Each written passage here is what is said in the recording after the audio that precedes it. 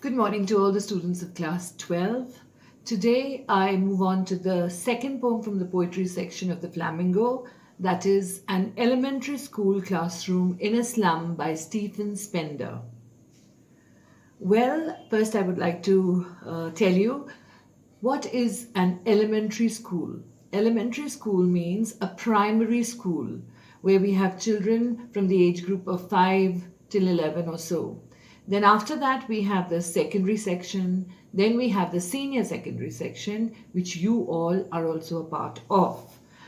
Stephen Spender lived from 1905 till 1995. And after the two world wars, he was greatly affected by the brutalities and the conditions that prevailed after the wars. And in this particular poem, he talks about social injustice and class inequalities. And he takes up a slum in his area where the conditions are deplorable. And he voiced his feelings against these conditions. And he wanted the world to know. And he wanted the world to do something for these children, deprived children, malnutrition children, malnourished children, who were bearing the burden of poverty and hunger, and they were deprived of the basic amenities of life. So he considered himself a socialist and pacifist. A pacifist is a peacemaker. And he believed that no war and violence can be justified. Here he takes up a slum in his own area, the Tyrol area in the Alpine province. I will read the poem and explain it side by side. Far, far from gusty waves, these children's faces, like rootless weeds, far, far from gusty waves.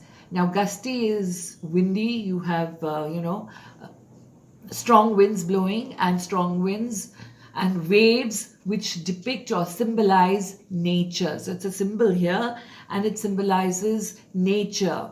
You know, the sea, the beach, and the wind, the freedom, the independence, the enjoyment that one has.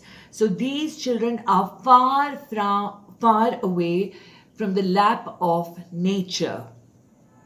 These children's faces, these children imply to the children studying in the slum school. Like rootless weeds. Now he's talking about the children being rootless weeds. As you know, rootless. For a plant, roots are very, very important. Why? Because all the nutrition from the soil is carried to the rest of the plant through the roots. The students who are doing science and biology, they would know the xylem and the phloem vessels and all, how they carry the nutrition from the soil to the rest of the plant. So if there are no roots, there is no nutrition. So here we understand that these children are malnourished. They do not have proper nutrition. Then comes the word weeds. Weeds are unwanted plants that grow up in pots or fields or wherever the other vegetation is growing.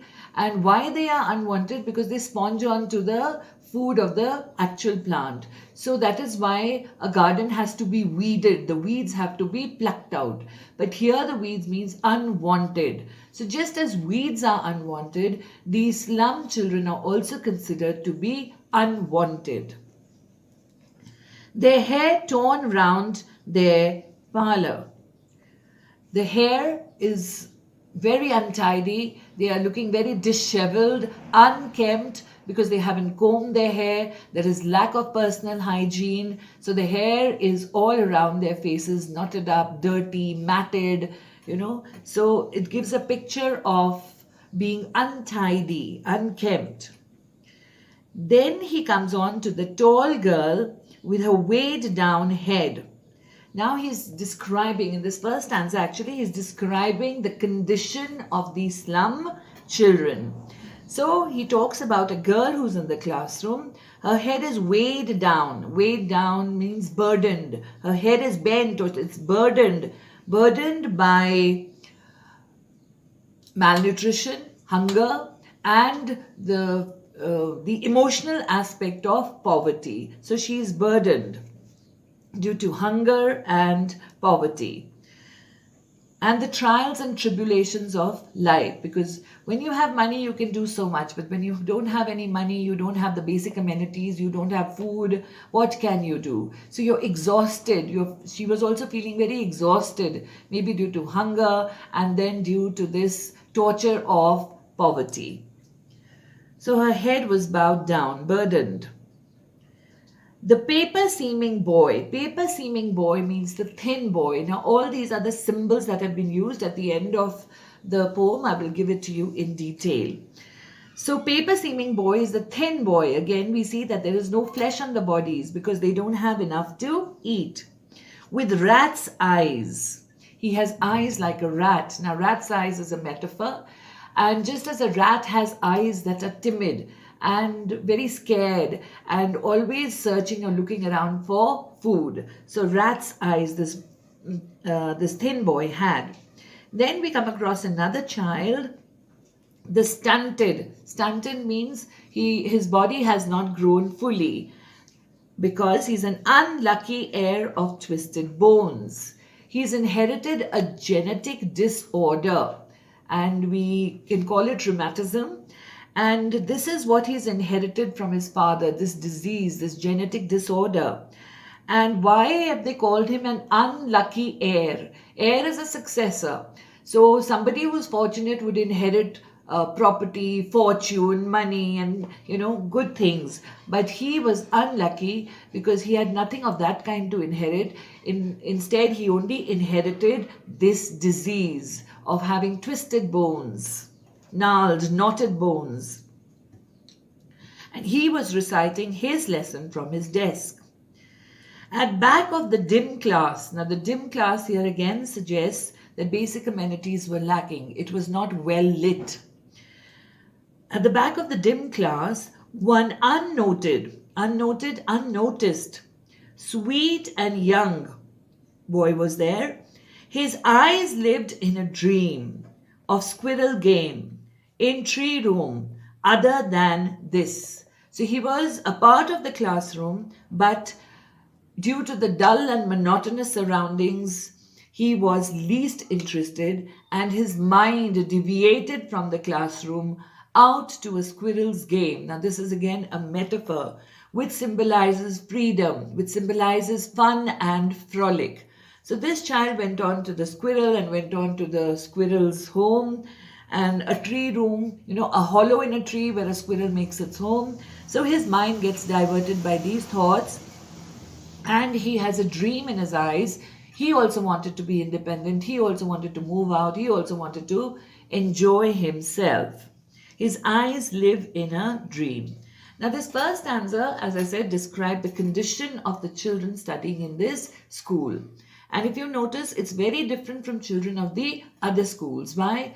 Because the children coming to other schools are healthy, they're exuberant, they have a lot of energy in them, and they are full of life, full of energy, and they want to have fun, and they come with a great receptive nature. So here all that is missing, which is common in a school and school children. All that these slum children are deprived of.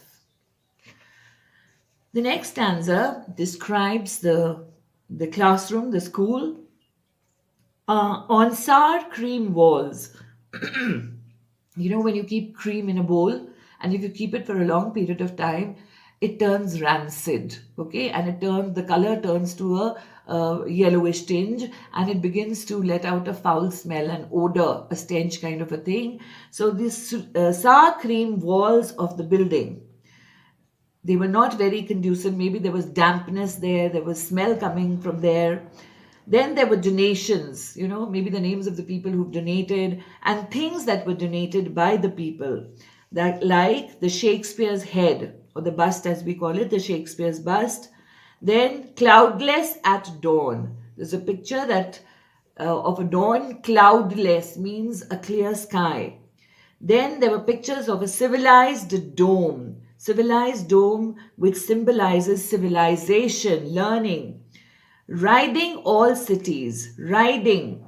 towering over all the cities. They're huge buildings and huge skyscraper kind of things. And these buildings, they were dominating and towering, overriding this particular school and this particular area. The Belle, the flowery Triolis Valley. Now, this Triolis Valley is again a symbol of civilization, and Belle pertains to music. Where there's civilization, there's music, there's beauty, there are flowers, there's nature, everything conducive, favorable to a healthy living. But unfortunately, these children were deprived of all this, and they couldn't even see it because of these overriding cities. The open-handed map, awarding the world its world. Now, there was a map on the wall, and this map consisted of the world which the children could never reach out to, a world that was far beyond them. So this open-handed map, this map had also been created by those people who are in power. And for these children, that map had no meaning at all. It was beyond them. And yet, for these children, these windows, not this map, their world, were all their futures painted with a fog. For these children coming to the slum, this map was meaningless, okay? Because this map talked about the limitless world, the world beyond them, the world of mountains, valleys, beautiful cities, civilization. So that map was of no use to them. What would be useful to them was if their windows, the window in the classroom was opened and they were allowed to go out, to come out of that classroom. And what could they see? They could see nothing because their future was painted with a fog. Fog, where visibility was poor, in the sense it means that their future was very dark. Their future was very dismal. Their future was very bleak. There was nothing rosy about it. There was nothing promising about it. It was a dark future. And from that window, what they could see is only a narrow street sealed in with a lead sky. From that particular window in the classroom, all this part of that was shown in the map, nothing is within their reach. What they can see through that window is just a narrow street, and that is also topped by a lead sky. A lead sky means it talks about the toxic, the gases, the pollution, the things that are around in that slum area. They cannot see a blue sky. They cannot see a clear sky. And they are far, far from the rivers, the capes, and stars of words. Here the writer is trying to say that these children are very, very far from rivers and capes, from various natural water resources, the rivers, the oceans, the seas, the capes, the other landmarks, and also the star of words, that is education, from education. Excuse me. Then we move on to, surely Shakespeare is wicked. Now, in the first stanza, I told you the poet has described the children. In the second one, he's described the school. The third stanza, here we will notice that the poet turns a little belligerent. Belligerent means a little aggressive. He's very unhappy about the situation and at what has been provided to these children, which is actually of no use to them. So he gets a little aggressive at the attitude of the privileged lot, who seems to be very complacent, and they have not done anything for these children. Surely Shakespeare is wicked. Shakespeare, we spoke about Shakespeare's head being there, the picture. Shakespeare is wicked. The map a bad example. So the poet says that the picture of Shakespeare that is there in the classroom and the map showing a beautiful world of mountains and places and valleys and a great civilization is a bad example for the children.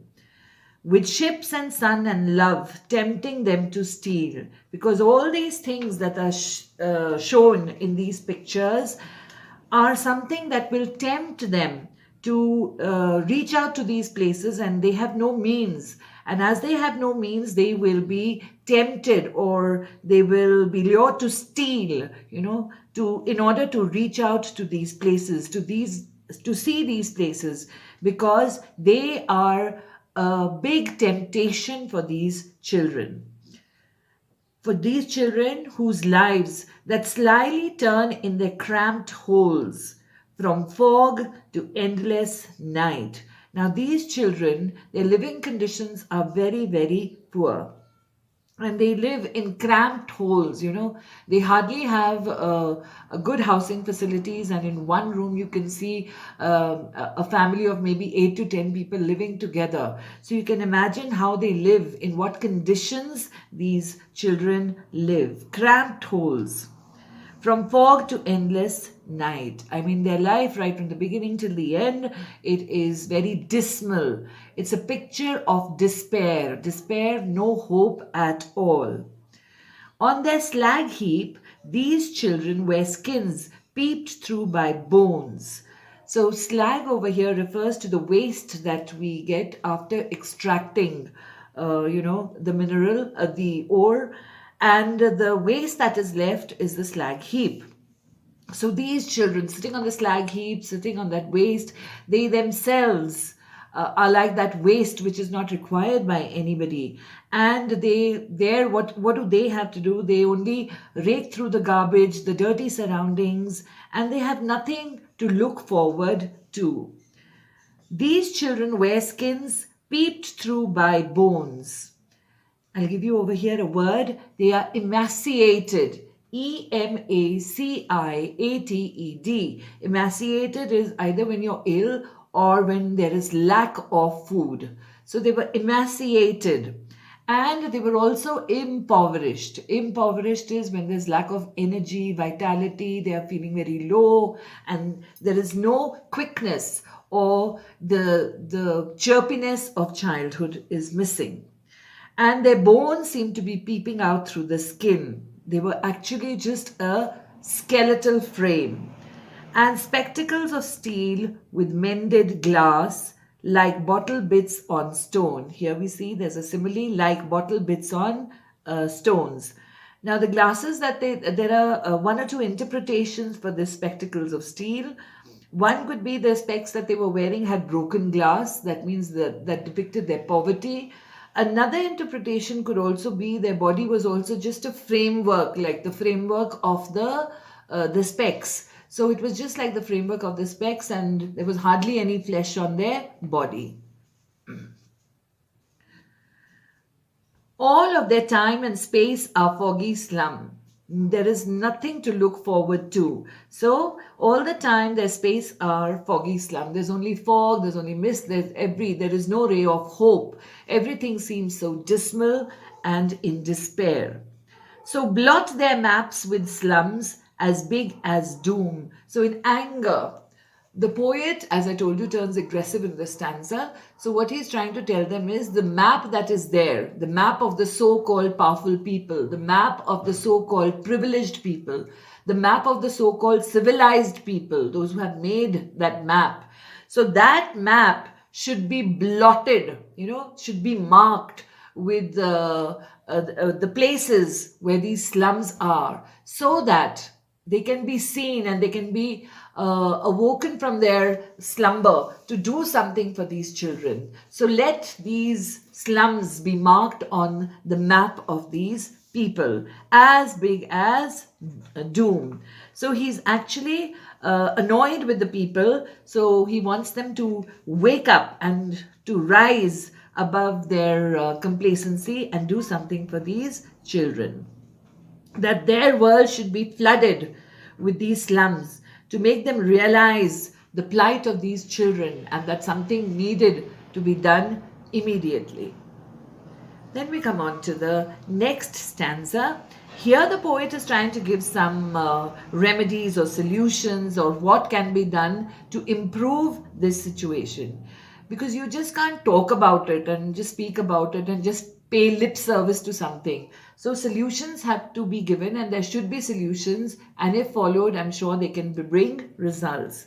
So here the poet tries to say that unless governor, inspector, visitor, this map becomes their window, and these windows that shut upon their lives like catacombs. So, unless these stakeholders, so as to say the education system, the stakeholders like the governor and the inspectors and the visitors and the so called powerful people, if they come, unless they come forward to rescue these children and to help them out or to change the system, to change the policies and reach out to them, nothing will be possible. This map becomes their window. This map is the map of the civilized world. Only these people, if they do something, if they provide them, give them opportunities to come forward, to break free, to liberate themselves through education, then this map can become their window. And these windows, the window, the actual window of the classroom that are shut upon their lives like catacombs. Catacombs are underground burial places. So this classroom has actually been compared to a catacomb, burial places, suffocating, where like where dead people are kept and they don't need any air, they don't need anything. So unless and until we give them a good, conducive environment, a good atmosphere, these children cannot be liberated. So unless the governor, inspector, and visitor intervene, these stakeholders intervene, and then only this map can become their window, and the window that is shut and keeping them in catacombs. So he says they have to break open till they break the town, break open the window, set them free, and then they break the town means they go beyond that town. They go beyond the boundaries of that town and show the children to green fields. Now, this is the task that he gives those people, that these children should be taken to the green fields. Green fields here symbolizes nature. Out in the open, to break the shackles and to liberate themselves and go out into the lap of nature, to green fields, and make their world and to create a world for themselves out there. So break open. Here he wants the people also, the people who are affected, also to do something to arouse their moral responsibility and to come forward and break these shackles and move out. And only because the call has to come from within to change also. So, and he wants them to break, to revolt, to remove these chains, to remove these barriers, to break down these shackles and move beyond the confines of this slum classroom and show the children to green fields and make their world. Run azure on gold sands. Run. Azure is blue, and blue, this symbolizes over here the sky over their heads. So out in the open with the blue sky. In the past stanza, we talked about a gray sky, a toxic sky, a gray sky. Here they're talking about a blue sky. So out in the open, in a conducive environment, atmosphere, on gold sands, that is to go out to the water bodies, the beaches, and be free, independent, to move out, to see themselves, to experience things, and let their tongues run naked into books. Let their tongues run naked. This is to provide them the opportunity to be educated into books. The white and green leaves open. Now here, white and green, we also talk about the pages of a book, So the white pages of the book and the green pages means to learn both from nature and from books. Let them means give them the opportunity, expose them to books, white and green leaves open. History is theirs whose language is the sun. Only those people can create history, those who break away from any kind of obstacles or shackles, and they move beyond and prove themselves And that can be done, according to the poet, only through the power of education. Only through the power of education. So, we have to provide these people with appropriate opportunities and to find a place for themselves under the sun, whose language is the sun, the light that we call the light of the sun. And here it could also mean the light of education, to come out of that dark world and come into the world of light, the world of education. And they should have the power of expression. Once they are educated and they come out into the open, and only those who have the power and confidence in speech, in expression, to influence the others also, they are the ones who actually create history. And the children living in the slums also should not take it as a part of their destiny, that they were destined to live like that. But no, where there's a will, there's a way. So if they should make an effort to come out of this and at least raise their voice against these atrocities that are committed, the exploitation that is done, so that in order they can also pave the way for a better life for themselves. So in this, we can also see in the last stanza, suggestions are also given. And in addition to that, a frantic appeal is made. Appeal is made to all those in power, all those people who are instrumental in running the education system, and those who actually should look about bringing a proper education system right down to the grassroots level. So here, it's not only about education, but providing them also opportunities after that to create a world of their own. And only when they're educated can they liberate themselves. So here, the appeal is not to have a callous attitude. Callous is irresponsible attitude towards, but each one of us also has a moral responsibility to tear down these barriers, to break down these barriers and move forward and giving a meaning to life. With this, we come to the end of the explanation. And before that, I would like to give you a detailed account of the figures of speech that have been used in this poem.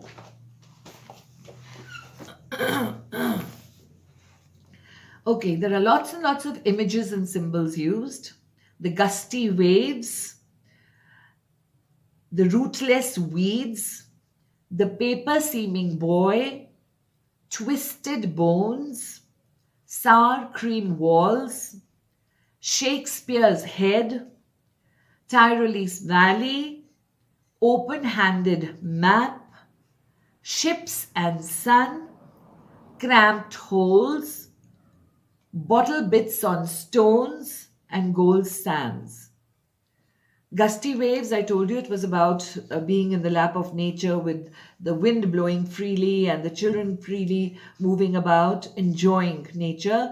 Rootless weeds is when I spoke about rootless being not having roots and being malnutritioned, impoverished, emaciated, and weeds being unwanted. The paper-seeming boy means thin. Twisted bones is that disease, the rheumatism. Sour cream walls talks about the dull and monotonous ambience of the class. Shakespeare's head used ironically because in an elementary school there was no need. In fact, having Shakespeare's head was a sign of wickedness because that would give a temptation to the children to go on the wrong path, to steal and to, in order to get across to these things. The Tyrolese Valley is symbolic of civilization. The open-handed map is the map created by the people in power, and where they've only spoken about their own world and they're showing the world to themselves, where the slums have no place. The ships in the sun talks about the recreation plus the prosperity of a place. The cramped holes is the classrooms, which are actually not conducive for these children because they are not living in a healthy environment. Bottle bits and stones, just as bottle bits are shattered, so their lives are also shattered. Then gold sands is to be out in the open on the beaches and enjoying themselves under the blue sky. These were the images and symbols. Now we come on to the similes. The simile, the first one is like rootless weeds. Like rootless weeds. Rootless weeds was also an image and a symbol, but like rootless weeds, if the word like is there, then it becomes a simile. Okay. The like bottle bits on stone. Like. So the word like tells us it's a simile. And I give you two interpretations for that. Either it could be that the glass was shattered. The glass of the frame of the spectacles was broken, shattered, and they didn't have the money to repair it or mend it, so they wore it like that. And the other interpretation I gave you was about the body framework. Just like the steel framework, the framework was there, but it was actually bones peeping out of the skin. There was no flesh on the body, that kind of a thing. So they were shattered and neglected. Then we talk about the next one, like catacombs. Like catacombs is the dark and dingy classrooms which are given to these children, and they're compared to these burial grounds. The next one is slums as big as doom. So slums, when the poet says that mark those maps with these slums, which are as big as doom, which are worse than death. And it is like living in hell. Then we come on to the metaphors. Metaphors, the first metaphor used is rat's eyes. I told you that is very timid and looking about for food and security. The next one is father's gnarled disease. That speaks about rheumatism, the disease that has come into the boy genetically. Then we have the squirrel's game. The squirrel's game implies to the child playing out in the open, having great fun and frolic like a squirrel. But sitting in the classroom, of course, he could just imagine it. Then we have a tree room, that is the hiding place of the squirrel. That is also a metaphor. And it is a contrast. In that tree room, there's a lot of fun and frolic, and in this classroom, it is only gloomy. Then we come on to the next one, futures painted with a fog. That means fog blurs out everything. Just as fog blurs out everything in winter, the slum children's future also appears to be blurred. It's hopeless. Then we come on to a lead sky. Usually the sky is very bright and blue, but here we talk about a lead sky, which means that it is there is no hope for the slum children. Spectacles of steel, this is also a metaphor. The expression suggests that some children are wearing specs of steel and with broken or chipped or scratched glass. Then I give you another explanation for that. Then that is all, children. These are the figures of speech used. Okay. Before I move on, I hope you've understood the lesson, and now I'd like to do a few question and answers with you. All right. The first question that I have is, what does the expression far from gusty waves signify? And the answer is that this phrase signifies that instead of enjoying their childhood in the lap of nature, having great fun and frolic, frisking about freely on the sands, on the beaches, and living their childhood to the fullest, they are deprived of all this, and their childhood is confined only to the dark and dingy walls of the classroom. Explain like, the next question, explain like rootless weeds. This expression is a simile, and rootless means the comparison has been drawn with the weak looking, undernourished faces of the children, that they are compared to rootless weeds. Rootless, as I told you, malnourished, impoverished, emaciated, and weeds are unwanted plants. So the slum children also are considered to be unwanted because nobody is looking after them, nobody comes to their help. So, in a way, they have been compared to these unwanted, rootless weeds. The next question is why is the boy stunted? Simple answer, the boy seems to be stunted because of malnourishment. Malnourishment, and his body has not blossomed fully. Next question is, his eyes live in a dream. Explain. So the boy, the unnoticed boy sitting at the back of the classroom, and he's like an unsung hero, and he's sitting quietly on his own unnoticed, but he's very different from the others because there is a dream in his eye, and he's lost in the world of his own dream where he's imagining the tree room and the squirrel frisking about freely, and he also has a dream similar to that. And he's not sad and morbid like the other children sitting in the classroom. Sad and morbid. Okay, next question. What does Shakespeare's head suggest?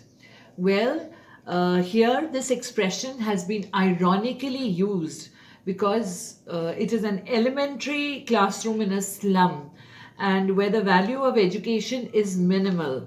And Shakespeare is a symbol of classic literature, of a high order. So it was not required here in this elementary classroom. So it has been used ironically. The next question, why has the poet used images of cloudless dawn and civilized dome? Now these images, they highlight the monotonous and dull life of an urban slum. And the elementary school in the slum is so squeezed and suppressed. Not actually squeezed and suppressed, but it is tarred over by these huge buildings and these huge domes. They override them. And as a result, the sky is hardly visible to these slum children. What they can see is only the narrow street. The beauty of the sky at dawn is not at all visible to them. Explain, next question, explain Belled Flowery Triolis Valley. This talks about the natural beauty, the flowers that are blooming, the valley, which, it's very, very picturesque and beautiful.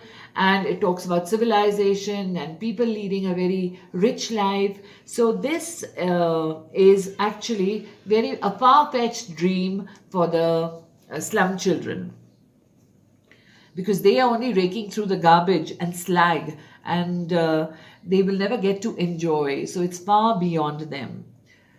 Next question, what does the reference to the map imply? Now this map of the world in the classroom is actually symbolic of hopes and aspirations. When the children would look at it, they would get motivated. But then in the end, we see that God has given us a beautiful nature, everything beautiful. His bounties are, abound.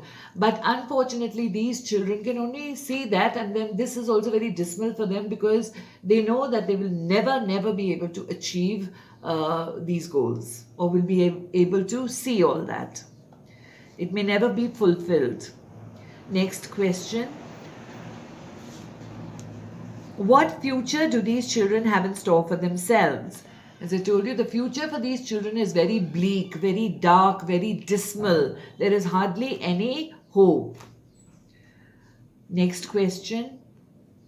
What does the lead sky symbolize?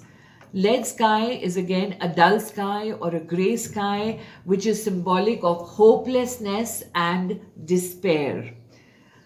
In contrast, when we talk about a blue sky, it talks about high spirits, it talks about hope, it talks about good times and optimistic things. But in contrast, the lead sky symbolizes the opposite.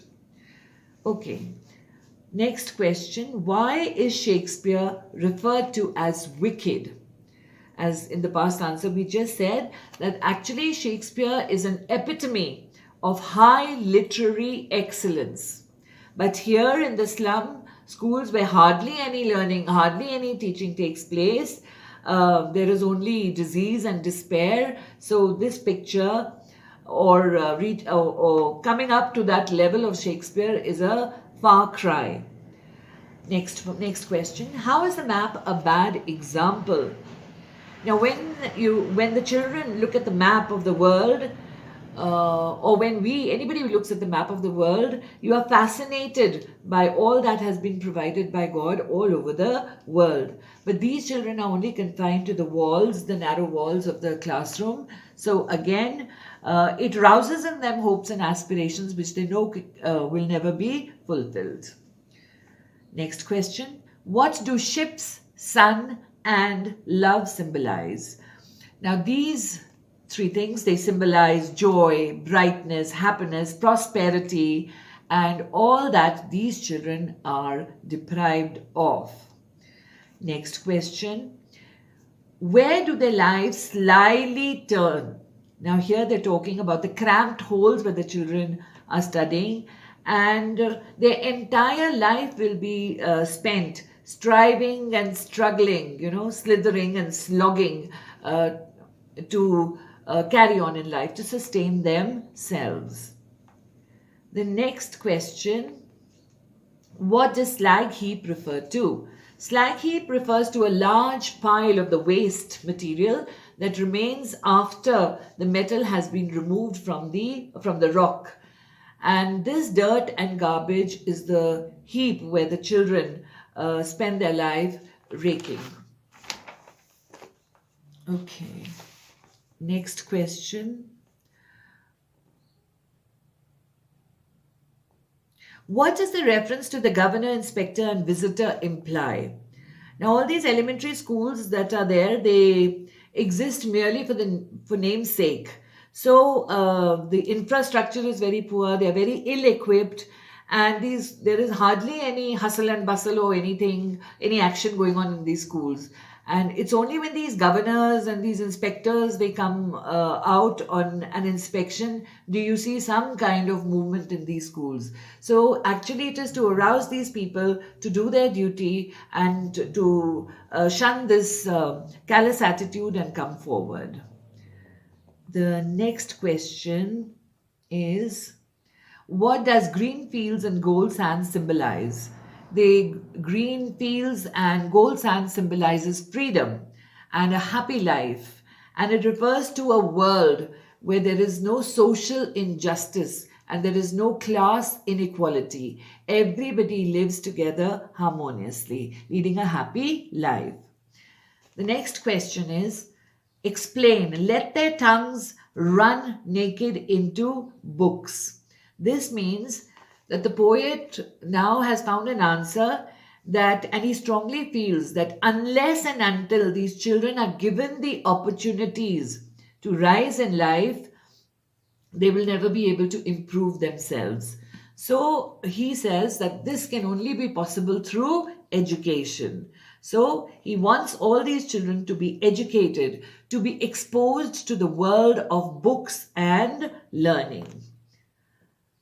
The next question is,